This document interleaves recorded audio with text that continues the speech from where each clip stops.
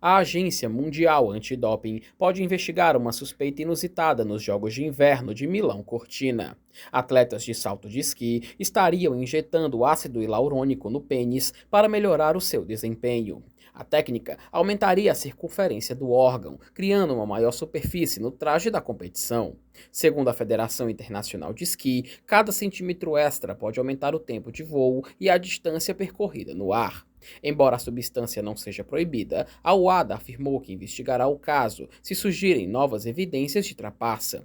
Especialistas alertam para os riscos graves da aplicação na região, como necrose e embolia.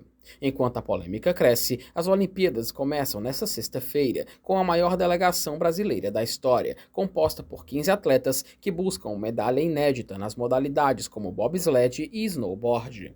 Para mais informações, acesse o portal Povo, se inscreva no canal, link na descrição.